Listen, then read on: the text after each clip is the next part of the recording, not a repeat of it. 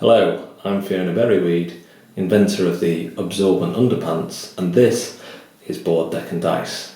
Today we are looking at a little game called, there's no name on the front of the box, but on the side of the box it tells us it's called Koryo.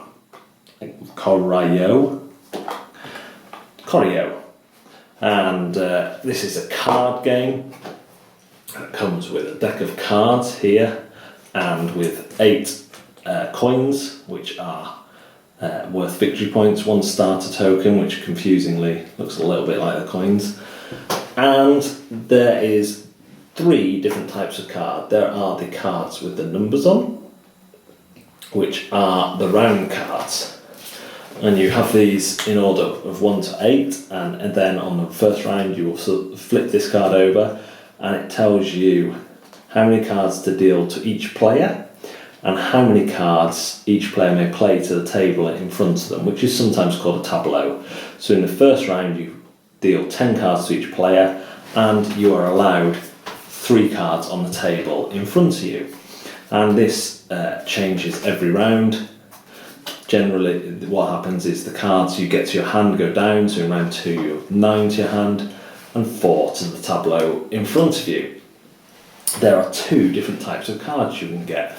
2 cards with -1, which are events, and every other card is a family in the game. They've all got different names, but what you're looking for is the number and the iconography, which tells you what power they give you.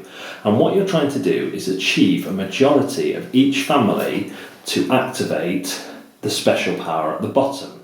Now, the numbers are not only decorative, they are worth points at the end of the game. If on round 8, there's only ever 8 rounds, you have a majority in 1s, you will score 1 point. If you have a majority in 2s, you will score 2 points, etc, etc. But also this tells you how many of each card is in the game. So there is only 1 card, there is 2 cards, 3 cards, and so on and so forth. And what you're trying to do by playing majorities of families to the tableau, your tableau in front of you, is activate their powers and score the most points at the end of the game. Number 1 card acts as a tiebreaker. Number 2 card protects from one of the events and also lets you, I think that one lets you steal coins. Yes, lets you steal coins from a player. Number 3 lets you play 2 extra cards to your tableau. Number 3 is very handy, and of course there's only 3 threes, so if you get 2 of them, you generally know that you're going to have the majority outside of events, which I'll talk about in a minute. Number 4 lets you remove an event card. You'll notice event cards are worth -1 point and can't be removed without a priest, a number 4 card. Number 5 lets you play cards differently. I should have said this earlier. When you play cards from your hand, so say I have a hand of this many cards, when you play cards from your hand, you can only play cards of the same number. So in this hand I could play 3 9s, 2 6s, or 1 of any of the other cards. Now, I can play more than are allowed on my tableau, but at the end of the round I must discard from my tableau down to the number here. So if I played 5 cards, if I had 5 9s and I played 5 9s, I would then have to discard down to the 4 at the end of the round. You might want to do that though to activate points for 1 round. So this guy, instead of playing all of the same type of card, lets you play 2 cards, but they can be different types. This card takes a coin from the bank. This card protects against the red event card. 8 lets you take 1 more into your hand than the allowed amount, and 9 is just a high number. And remember, you only get the special powers if you have a majority. So what will happen is people will play their cards to the table face down, then in player order they will turn over the cards, and any place they have a majority they will take that power. So if in the previous round they had a majority of 6s, they had 2 6s, and then this round, let's say they've played, so they've got 3 6s there, they've played 1 card, They turn that over, that's a 3. No one else has played a 3, so they're allowed 2 more cards in front of them than the limit here, and 6 allows them to take a point from the bank.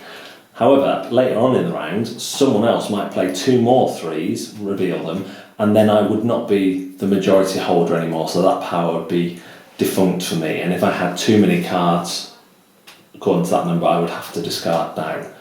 That's basically the game.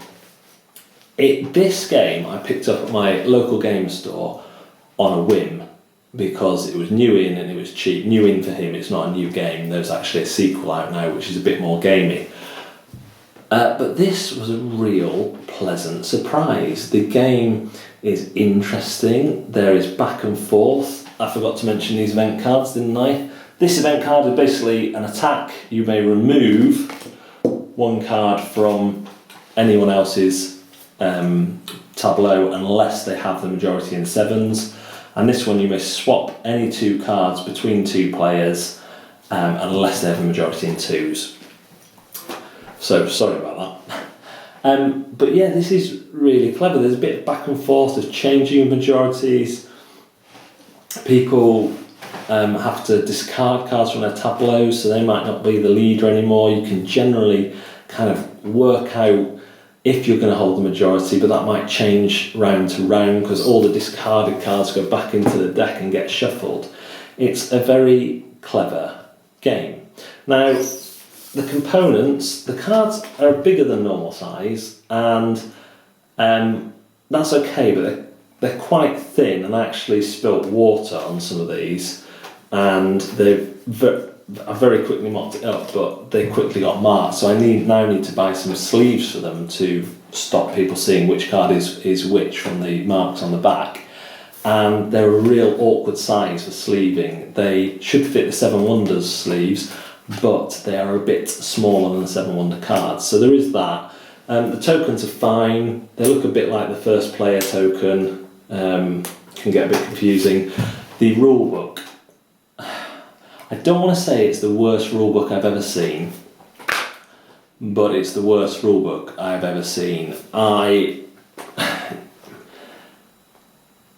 It's clearly translated into English from another language, and the translation is not up to scratch in terms of letting you know what happens in the game. So we didn't know whether all discarded cards went back in. It does actually say it in there, but because it's not in the clearest language, it was really difficult to kind of translate. So the rulebook's not great. The intimidation factor, I actually think the icons on this are okay once you know what they do. Once you've reminded everyone, the icons do kind of tell you what they do: an attack, take a coin, but there is that learning. There is the idea of playing majorities, of having limited rounds and limited cards each round, but that changes each round. I do like that it has 8 rounds. I do like that this constant change between getting less into your hand but having more on the table and starting to see where you can win points. I'm terrible at it, I always lose, but I enjoy it. There's strategy and tactics there, and it's a solid game for me. If you were looking for this is a simpler version. There's a new one called Chosen, I think, which has the similar kind of box, similar kind of artwork, which is really striking and good. And I can recommend either of them as a solid game that people enjoy once they get the hang of. Thank you very much for watching Board, Deck and Dice.